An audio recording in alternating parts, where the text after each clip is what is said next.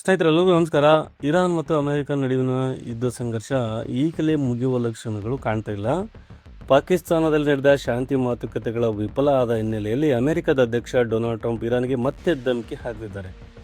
ನೀವು ಹಾರ್ಮೋಜನ್ನು ಬಂದ್ ಮಾಡಿದರೆ ನಾವು ಸಂಪೂರ್ಣ ಬ್ಲ್ಯಾಕ್ ಹೆಡ್ಗೆ ಮುಂದಾಗ್ತೀವಿ. ಇರಾನ್ನಿಂದ ಬೇರೆ ಕಡೆಗೆ ಹೋಗ್ತಾ ಇರುವ ಯಾವುದೇ ಹಡಗುಗಳನ್ನು ನಾವು ಬಿಡೋದಿಲ್ಲ. ಅಷ್ಟೇ ಅಲ್ಲ, ಇರಾನ್ನ ಬಂದರುಗಳಿಗೆ ಹೋಗುವ ಹಡಗುಗಳನ್ನು ಕೂಡ ನಾವು ಪರ್ಷಿಯನ್ ಗಲ್ಫನ್ನು ಪ್ರವೇಶಿಸೋಕ್ಕೆ ಬಿಡೋದಿಲ್ಲ ಅಂತ ಟ್ರಂಪ್ ಅಬ್ಬರಿಸಿದ್ದಾರೆ. ಹೀಗೊಂದು ಕಡೆ ಅಧ್ಯಕ್ಷರು ಹಾರ್ಮೋಜ್ನಿಂದ ಬಗ್ಗೆ ಮಾತಾಡ್ತಾ ಇದ್ದರೆ, ಮತ್ತೊಂದು ಕಡೆ ಸೆಂಟ್ರಲ್ ಕಮಾಂಡ್ ಈಗಾಗಲೇ ಬ್ಲ್ಯಾಕ್ ಹೆಡ್ಗೆ ಸಿದ್ಧತೆಗಳನ್ನು ಮಾಡಿಕೊಂಡಿದೆ. ಹಾಗಾದರೆ ಅಲ್ಲಿ ಅಂತಾರಾಷ್ಟ್ರೀಯ ಜಲಮಾರ್ಗವನ್ನು ಮುಚ್ಚೋದ್ರಿಂದ ಆಗುವ ಅನಾಹುತಗಳೇನು? ಅಮೆರಿಕಾಗೆ ಇರಾನ್ನ ಕಂಟ್ರೋಲ್ ಮಾಡೋದಕ್ಕೆ ಸಾಧ್ಯ ಆಗುತ್ತಾ? ಇರಾನ್ ಹೇಗಿಲ್ಲೇ ಅಮೆರಿಕನ್ನ ಕಾಡ್ಬೋದು ಅನ್ನೋದರ ಬಗ್ಗೆ ಒಂದಷ್ಟು ಮಾಹಿತಿಯನ್ನು ನಾವಿಲ್ಲಿ ಇವತ್ತಿನ ಈ ವಿಡಿಯೋದಲ್ಲಿ ನೋಡೋಣ. ಸ್ನೇಹಿತರೆ, ಈ ಪರ್ಷಿಯನ್ ಗಲ್ಫ್ ಮತ್ತು ಉದ್ವಿಗ್ನ ಆಗ್ತಾ ಇದೆ. ಕಳೆದ ಒಂದು ವಾರದಿಂದ ಅಲ್ಲಿ ಹೆಚ್ಚು ಬಾಂಬ್ಗಳ ಸದ್ದು ಕೇಳಿ ಬಂದಿರಲಿಲ್ಲ. ಪರ್ಷಿಯನ್ ಗಲ್ಫ್ನ ಸುತ್ತಮುತ್ತ ಇರುವ ದೇಶಗಳ ಆಕಾಶ ತಿಳಿಯಾಗಿತ್ತು. ಆದರೆ ಈಗಲ್ಲಿ ಮತ್ತೆ ಮಿಸೈಲ್ಗಳ ಅಬ್ಬರ ಶುರುವಾಗಿದೆ. ಡ್ರೋನ್ಗಳು ಆಕಾಶವನ್ನು ಮುತ್ತಬಹುದು ಅಂತ ಹೇಳ್ತಾ ಇದ್ದಾರೆ. ಅದಕ್ಕೆ ಕಾರಣ ಪಾಕಿಸ್ತಾನದಲ್ಲಿ ಇರಾನ್ ಮತ್ತು ಅಮೆರಿಕ ನಡುವೆ ನಡೆದ ಸಂಧಾನದ ಮಾತುಕತೆಗಳ ವಿಫಲ ಆಗಿರೋದು. ಸೊ ಈ ಬಗ್ಗೆ ಡೊನಾಲ್ಡ್ ಟ್ರಂಪ್ ಸಿಕ್ಕಾಪಟ್ಟೆ ರ್ಯಾಂಗ್ ಆಗಿದ್ದಾರೆ. ಹಾರ್ಮೋನ್ಸ್ ಮಾರ್ಗದಲ್ಲಿ ಟೋಲ್ನ ಫಿಕ್ಸ್ ಮಾಡಿ ಇರಾನ್ ಹಣ ಮಾಡ್ಕೋತಾ ಇದೆ. ಅಮೆರಿಕ ಮತ್ತು ಮಿತ್ರರಿಗೆ ಮಾರ್ಗವನ್ನು ಮುಚ್ತಾರೆ. ನಾವು ಇಡೀ ಪರ್ಷಿಯನ್ ಗಲ್ಫನ್ನೇ ಮುಚ್ಚಿಬಿಡ್ತೀವಿ, ಬ್ಯಾರಿಕೇಡ್ ಮಾಡೋದಕ್ಕೆ ನಾವು ಆಗಲೇ ಸಿದ್ಧತೆ ಮಾಡ್ಕೊಂಡಿದ್ದೀವಿ. ಇರಾನ್ ಜಗತ್ತಿನ ತೈಲ ನಿರ್ಬಂಧ ಮಾಡುತ್ತೆ ಅನ್ನೋದಾದರೆ ನಾವು ಇರಾನ್ಗೆ ಏನೂ ಹೋಗದ ಹಾಗೆ ಮತ್ತು ಇರಾನ್ನ ತೈಲ ಜಗತ್ತಿನ ಯಾವ ದೇಶವನ್ನು ತಲುಪದ ಹಾಗೆ ತಡಿತೀವಿ ಅಂತ ಅಮೆರಿಕ ಹೇಳ್ತಾ ಇದೆ. ಆದರೆ ಇದು ಸುಲಭದ ಕೆಲಸ ಅಲ್ಲ ಅನ್ನೋದು ಅಮೆರಿಕಗೂ ಕೂಡ ಗೊತ್ತು. ಹೀಗಾಗಿ ಸೆಂಟ್ ಕಾಮ್ ಸಮುದ್ರದ ಮಾರ್ಗವನ್ನು ಮುಚ್ಚೋದಕ್ಕೆ ಬೇಕಾದ ಎಲ್ಲ ಸಿದ್ಧತೆಗಳನ್ನು ವ್ಯವಸ್ಥೆಗಳನ್ನು ಮಾಡ್ಕೊಳ್ತಾ ಇದೆ. ಈ ಹಿಂದೆ ವೆನೆಜುಲಾ ಬಳಿ ಹೇಗೆ ಅಮೆರಿಕ ಸಮುದ್ರದಲ್ಲಿ ದಿಗ್ಬಂಧವನ್ನು ಹಾಕಿತ್ತು, ಹಾಗೆ ಇಲ್ಲಿ ಕೂಡ ಮಾಡೋ ಸಾಧ್ಯತೆಗಳು ಕಾಣ್ತಾ ಇವೆ. ಇನ್ನು ಈಗಾಗಲೇ ಅಮೆರಿಕದ USS ಅಬ್ರಹಂ ಲಿಂಕನ್ ಮತ್ತು USS ಜಾರ್ಜ್ ಡಬ್ಲ್ಯೂ ಬುಷ್ ಹಾಗೂ USSನ ಜೆರಾಲ್ಡ್ ಫೋರ್ಡ್ ಮುಂತಾದ ಏರ್ಕ್ರಾಫ್ಟ್ ಕ್ಯಾರಿಯರ್ಗಳು ಇರಾನಿನ ಸುತ್ತಮುತ್ತ ಇವೆ.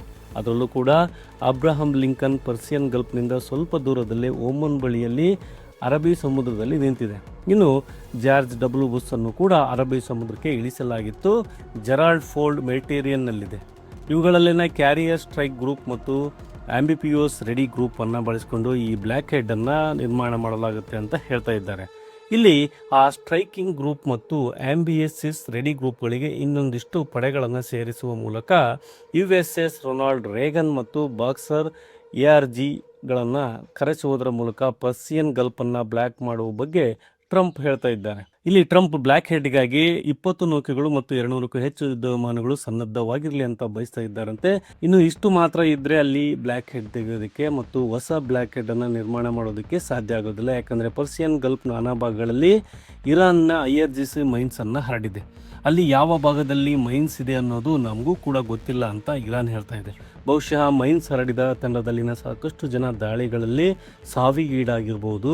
ಹಾಗೆ ಅಲ್ಲಿ ಮೊಸೈಕ್ ಡಾಕ್ಟ್ರಿ ಏನಿದೆ, ಯಾವ ಗುಂಪು ಮೈನ್ಸನ್ನು ಹರಡಿತ್ತೋ ಗೊತ್ತಿಲ್ಲ, ಅವರನ್ನು ಸಂಪರ್ಕಿಸೋದು ಕೂಡ ಕಷ್ಟ ಸಾಧ್ಯ ಅಂತ ಹೇಳಿದೆ. ಹೀಗಾಗಿ ಅದನ್ನು ಸದ್ಯಕ್ಕೆ ನಾವು ತೆಗೆಯೋದಕ್ಕೂ ಕೂಡ ಆಗೋದಿಲ್ಲ ಅಂತ ಇರಾನ್ ಹೇಳಿಕೆ ಕೊಟ್ಟಿದೆ. ಹೀಗಾಗಿ ಆ ಮೈನ್ಸನ್ನು ಕ್ಲೀನ್ ಮಾಡೋ ಕೆಲಸವನ್ನು ಕೂಡ ಅಮೆರಿಕನೇ ಮಾಡ್ತಾ ಇದೆ. ಅದಕ್ಕಾಗಿ ಅಮೆರಿಕ ವಿಶೇಷ ಮೈನ್ ಡೆಸ್ಟ್ರಾಯರ್ಗಳನ್ನು ಕೂಡ ಬಳಸ್ತಾ ಇದೆ. ಅಲ್ಲಿ ಹರಡಿರುವ ಮೈನ್ಸನ್ನು ತಕ್ಷಣಕ್ಕೆ ತೆಗೆದು ಹಾಕುವುದು ಸುಲಭದ ಕೆಲಸ ಅಲ್ಲ.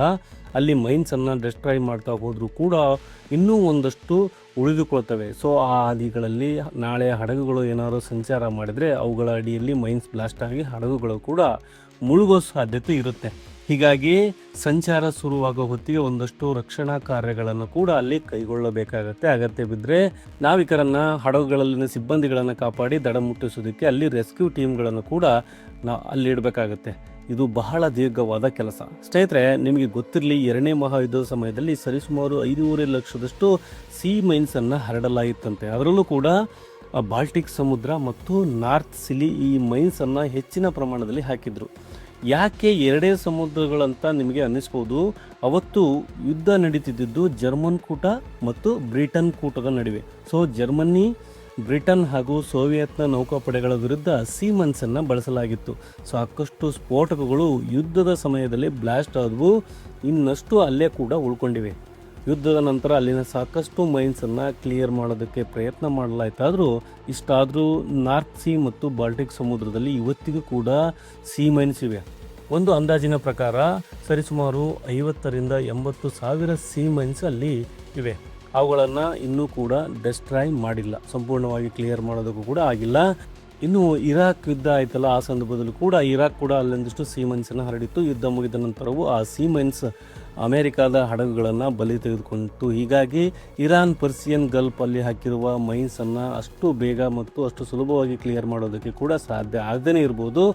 ಅದರಲ್ಲೂ ಅಮೇರಿಕಾ ಒಂದೇ ಅದೆಲ್ಲವನ್ನು ಮಾಡೋದಕ್ಕೆ ಆಗೋದಿಲ್ಲ. ಹೀಗಾಗಿನೇ ಹಾರ್ಮೋನ್ಸಲ್ಲಿ ಯಾರು ತೈಲ ಮತ್ತು ಗ್ಯಾಸ್ ವ್ಯಾಪಾರ ಮಾಡ್ತಾರೋ ಎಲ್ಲರೂ ಕೂಡ ಬನ್ನಿ ಸಹಾಯ ಮಾಡಿ ಅಂತ ಟ್ರಂಪ್ ಕೇಳ್ಕೊಳ್ತಾ ಇದ್ರು. ಇಲ್ಲಿ ಮೈನ್ಸನ್ನು ತೆಗೆದು ತೈಲ ಹಡಗುಗಳು ಲಡಖ್ ದ್ವೀಪಗಳ ಕಡೆಗೆ ಹೋಗದಂತೆ ಮಾಡಿ ಇರಾನ್ಗೆ ದಿಗ್ಬಂಧನ ವಿಧಿಸೋದಕ್ಕೆ ಹೊರಟಿರುವ ಟೋಲ್ ತಡೆಯೋದಕ್ಕೆ ಅಮೆರಿಕ ನಿರ್ಧಾರ ಮಾಡಿದಂತೆ ಕಾಣ್ತಾ ಇದೆ. ಸಿ ಮೈನ್ಸ್ ಕ್ಲಿಯರೆನ್ಸ್ ಕಾರ್ಯವನ್ನು ಅಮೆರಿಕದ ಸೆಂಟ್ಕಾಮ್ ಈಗಾಗಲೇ ಕೈಗೆತ್ತಿಕೊಂಡಿದೆ.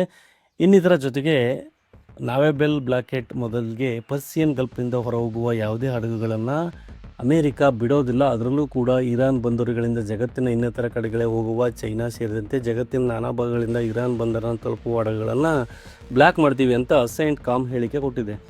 ಆದರೆ ಅದಕ್ಕೆ ವಿರೋಧ ವ್ಯಕ್ತ ಆದ ಹಿನ್ನೆಲೆಯಲ್ಲಿ ಇರಾನ್ ಮಾತ್ರ ಕಾನ್ಸಂಟ್ರೇಟ್ ಮಾಡ್ತಾ ಇದೆ. ಇದು ಇರಾನ್ನ ಆರ್ಥಿಕತೆ ಮೇಲೆ ಹೊಡೆತ ಕೊಡೋದಕ್ಕೆ ಇದು ಸರಿಯಾದ ಮಾರ್ಗ ಅಂತ ಸೆಂಟ್ಕಾಮ್ ಹೇಳ್ತಾ ಇದೆ.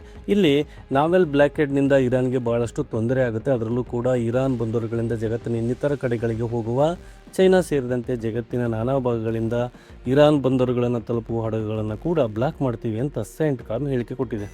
ಪರ್ಸಿಯನ್ ಗಲ್ಫಲ್ಲಿ ನಾವು ಕೂಡ ಯಾವ ಹಡಗಿನ ಸಂಚಾರಕ್ಕೂ ಅವಕಾಶವನ್ನು ಕೊಡೋದಿಲ್ಲ ಅಂತ ಅಮೆರಿಕ ಹೇಳ್ತು. ಆದರೆ ಇದಕ್ಕೆ ವಿರೋಧವೂ ಕೂಡ ವ್ಯಕ್ತವಾಯಿತು. ಸ್ನೇಹಿತರೆ, ಈಗಲೂ ಕೂಡ ಭಾರತ ಚೈನಾ ಸೇರಿದಾಗೆ ಒಂದಷ್ಟು ದೇಶಗಳಿಗೆ ಹಾರ್ಮೋನ್ಸ್ ಮೂಲಕ ತೈಲ ಮತ್ತು ಗ್ಯಾಸ್ ತುಂಬಿದ ಹಡಗುಗಳು ಬರ್ತಾ ಇವೆ. ಇಲ್ಲಿ ಇರಾನ್ ಏನೇ ಹಾರ್ಮೋನ್ಸನ್ನು ಮುಚ್ಚಿದರೂ ಕೂಡ ಒಂದಷ್ಟು ದೇಶಗಳ ಜೊತೆಗೆ ಇರಾನ್ ಜೊತೆಗೆ ಮಾತುಕತೆಗಳನ್ನು ನಡೆಸಿ ಜಾಗತಿಕ ತೈಲ ಸಮಸ್ಯೆ ಉಂಟಾದ ಹಿನ್ನೆಲೆಯಲ್ಲಿ ತೈಲದ ಹಡಗುಗಳು ಸಂಚರಿಸೋದಕ್ಕೆ ಬೇಕಾದ ವ್ಯವಸ್ಥೆಗಳನ್ನು ಕೂಡ ಮಾಡಿಕೊಂಡಿವೆ. ಈಗ ಅದನ್ನು ಕೂಡ ಅಮೆರಿಕ ಬಂದ್ ಮಾಡಿದರೆ ಮತ್ತೆ ಜಾಗತಿಕ ತೈಲ ಸಮಸ್ಯೆ ಉಂಟಾಗುತ್ತೆ. ಈಗಾಗಲೇ ಈ ಟ್ರಂಪ್ ಈ ಘೋಷಣೆಯನ್ನು ಮಾಡಿದ ಬೆನ್ನಲ್ಲೇ ತೈಲ ಬೆಲೆ ಕೂಡ ಏರಿಕೆ ಉಂಟಾಗಿದೆ. ಹೀಗಾಗಿ ಈ ಬ್ಲ್ಯಾಕೆಟ್ನಿಂದ ಭಾರತಕ್ಕೆ ಕೂಡ ಸಮಸ್ಯೆ ಆಗ್ಬೋದು ಅನ್ನೋ ಆತಂಕ ಕೂಡ ಆರಂಭದಲ್ಲಿ ಇತ್ತು. ಆದರೆ ಅಮೆರಿಕ ಈ ನಿರ್ಧಾರದ ಬಗ್ಗೆ ತೀವ್ರ ವಿರೋಧ ಉಂಟಾದ ಹಿನ್ನೆಲೆ ಈಗ ಇರಾನ್ ಮಾತ್ರ ಕಾನ್ಸಂಟ್ರೇಟ್ ಮಾಡ್ತಾ ಇದ್ದೀವಿ. ಇರಾನ್ ಆರ್ಥಿಕತೆ ಮೇಲೆ ಹೊಡೆತ ಕೊಡುವುದಕ್ಕೆ ಇದು ಸರಿಯಾದ ಮಾರ್ಗ. ಇರಾನ್ನಿಂದ ಹೊರಡುವ ತೈಲ ಹಡಗುಗಳು ಮತ್ತು ಇರಾನ್ಗೆ ಸಾಮಗ್ರಿಗಳನ್ನು ತೆಗೆದುಕೊಂಡು ಹೋಗೋ ಹಡಗುಗಳನ್ನು ನಾವು ಟಾರ್ಗೆಟ್ ಮಾಡ್ಕೋತೀವಿ ಅಂತ ಇಲ್ಲಿ ಅಮೆರಿಕ ಹೇಳ್ತಾ ಇದೆ. ಅದರ ಜೊತೆಗೆ ಕಾರ್ಗ್ ದ್ವೀಪದ ಮೇಲೆ ಕೂಡ ಮತ್ತೊಂದು ಸುತ್ತಿನ ದಾಳಿಗಳ ಬಗ್ಗೆ ಚಿಂತನೆಯನ್ನು ಮಾಡ್ತಾ ಇದೆ. ಯಾಕಂದರೆ ಇರಾನ್ ಕಾರ್ಗ್ ದ್ವೀಪದಿಂದ ಚೈನಾಗೆ ದೊಡ್ಡ ಪ್ರಮಾಣದ ತೈಲವನ್ನು ಕಳಿಸಿಕೊಡುತ್ತೆ. ಅದಕ್ಕೆ ಅಡ್ಡಿಯನ್ನು ಉಂಟು ಮಾಡಿದರೆ ಚೈನಾ ಮತ್ತು ಇರಾನ್ ನಡುವಿನ ಇರಾನ್ ಎರಡಕ್ಕೂ ಕೂಡ ಹೊಡೆತ ಕೊಟ್ಟಂತೆ ಆಗುತ್ತೆ. ಒಂದು ವೇಳೆ ಇರಾನ್ ತನ್ನ ತೈಲ ಮಾರಾಟ ಮಾಡದೇ ಇದ್ದರೆ ಅವರಿಗೆ $1 ಬಿಲಿಯನ್ ವ್ಯಾಪಾರ ಹಳ್ಳ ಹತ್ತುತ್ತೆ. ಹಾಗೆ ಚೈನಾದಿಂದ ಇರಾನ್ಗೆ ಆಯುಧಗಳು ಕೂಡ ಸರಬರಾಜಾಗ್ತಿವೆ ಅನ್ನೋ ಮಾಹಿತಿ ಕೂಡ ಇರೋದ್ರಿಂದ ಅದನ್ನು ಕೂಡ ಈ ಸಮುದ್ರದ ಮಾರ್ಗವನ್ನು ಬ್ಲಾಕ್ ಮಾಡುವ ಮೂಲಕ ತಡೆಯೋದಕ್ಕೆ ಸಾಧ್ಯ ಆಗುತ್ತೆ ಅಂತ ಅಮೆರಿಕ ಇಲ್ಲಿ ಯೋಚನೆ ಮಾಡ್ತಾ ಇದೆ. ಇಲ್ಲಿ ಇರಾನ್ನ ಆರ್ಥಿಕತೆ ಮೂಲಗಳನ್ನು ಹೊಡೆದ್ರೆ ನಾವಲ್ಲಿ ಕೇವಲ ಹಣಕಾಸಿನ ಸಮಸ್ಯೆ ಉಂಟಾಗೋದು ಅಷ್ಟೇ ಅಲ್ಲ, ಆಂತರಿಕವಾಗಿ ಒಂದು ಕಚ್ಚಾಟಕ್ಕೂ ಕೂಡ ಇದು ಕಾರಣ ಆಗುವ ಸಾಧ್ಯತೆಗಳು ಕೂಡ ಇದೆ. ಈಗಾಗಲೇ ಇರಾನ್ನಲ್ಲಿ IRGC ಮತ್ತು ಚುನಾಯಿತ ನಾಯಕತ್ವದ ನಡುವೆ ಒಂದು ವೈಮನಸ್ಸು ಶುರುವಾಗಿದೆ. ಮೊನ್ನೆ ಅಮೆರಿಕ ಜೊತೆ ಮಾತುಕತೆಗೆ ಅಲ್ಲಿನ ಗಲಿಬಾ ಪಾಕಿಸ್ತಾನಕ್ಕೆ ಹೋಗಿದ್ದು IRGCಯ ಮುಖ್ಯಸ್ಥ ವಹೀದಿಗೆ ಇಷ್ಟ ಆಗಲಿಲ್ಲ. ಆತ ಖಮೇನಿಯನ್ನು ಮಣ್ಣಿಗೆ ಇಡುವ ಮೊದಲೇ ಯಾರು ಖಮೇನಿಯನ್ನು ಕೊಂದರೋ ಅವರ ಜೊತೆ ಗಲಿಬಾ ಥರದವರು ಈ ಕೈ ಜೋಡಿಸ್ತಾ ಇದ್ದಾರೆ ಅನ್ನೋ ಥರದ ಮಾತಾಡೋದಕ್ಕೆ ಶುರು ಮಾಡಿದ್ದಾನೆ. ಇದೆಲ್ಲದರ ನಡುವೆ ಇರಾನ್ನ ಒಳಗಿನ IRGC ಮತ್ತು ರಾಜಕೀಯ ಆಡಳಿತ ನಡುವಿನ ಭಿನ್ನಾಭಿಪ್ರಾಯಗಳನ್ನು ತೋರಿಸ್ತಾ ಇದೆ. ಇಂಥ ಸಂದರ್ಭದಲ್ಲಿ ಅವರಿಗೊಂದು ದೊಡ್ಡ ಪ್ರಮಾಣದ ಆರ್ಥಿಕ ಹೊಡೆತ ಬಿದ್ದರೆ ಇರಾನ್ನಲ್ಲಿನ ಕಲಹಗಳು ಮತ್ತಷ್ಟು ಹೆಚ್ಚಾಗುವ ಸಾಧ್ಯತೆಗಳು ಕೂಡ ಇರ್ತವೆ. ಜೊತೆಗೆ ಬೆಲೆ ಏರಿಕೆ, ಅಗತ್ಯ ವಸ್ತುಗಳು ಸರಬರಾಜು ನಿಂತರೆ ಅಲ್ಲಿನ ಜನ ಕೂಡ ಬೀದಿಗೆ ಇಳಿತಾರೆ. ಈಗ ಯಾರು ರೆಜಿಮ್ ಪರ ಅಂತ ತೋರಿಸ್ಕೊಳ್ತಾರೋ ಅವರು ಕೂಡ ಆಹಾರ ಧಾನ್ಯಗಳು ಇನ್ನಿತರ ಅಗತ್ಯ ವಸ್ತುಗಳಿಗೆ ಕೊರತೆ ಉಂಟಾದಾಗ ಸಹಜವಾಗಿ ರೆಜಿಮ್ ವಿರುದ್ಧ ತಿರುಗಿ ಬೀಳುವ ಸಾಧ್ಯತೆ ಕೂಡ ಇರುತ್ತೆ. ಹೀಗಾಗಿ ಅಮೆರಿಕ ಈಗ ಸಪ್ಲೈ ಚೈನನ್ನು ನಿಲ್ಲಿಸುವ ಬಗ್ಗೆ ನಿರ್ಧಾರವನ್ನು ಕೈಗೊಳ್ತಾ ಇದೆ. ಇದರ ಜೊತೆಗೆ ಇರಾನ್ನ ಇನ್ಫ್ರಾಸ್ಟ್ರಕ್ಚರ್ ಮೇಲೂ ಕೂಡ ದಾಳಿ ಮಾಡುವ ಐಡಿಯಾ ಅಮೆರಿಕಾಗಿದೆ. ಈ ಮೂಲಕ ಸ್ಟೇಟ್ ಆಫ್ ಹಾರ್ಮೋನ್ಸನ್ನು ಬ್ಲ್ಯಾಕ್ ಮಾಡುವ ಮೊದಲು ಸ್ವಲ್ಪ ಎಚ್ಚರ ಅನ್ನೋ ಮಾತನ್ನು ಕೂಡ ಅವರು ಹೇಳ್ತಾ ಇದ್ದಾರೆ. ಇದು ಸ್ನೇಹಿತರೆ ಪರ್ಸಿಯನ್ ಗಲ್ಫ್ನ ಬ್ಲ್ಯಾಕೆಟ್ ಮತ್ತು ಅದರ ಸಾಧ್ಯತೆಗಳ ಕುರಿತಾದ ಒಂದಷ್ಟು ಮಾಹಿತಿ. ಮುಂದಿನ ಸಂಚಿಕೆಯಲ್ಲಿ ಮತ್ತಷ್ಟು ವಿಶೇಷಗಳ ಜೊತೆ ಮತ್ತೆ ಬರ್ತೀನಿ. ಅಲ್ಲಿವರೆಗೂ ಜೈ ಹಿಂದ್, ಜೈ ಕರ್ನಾಟಕ.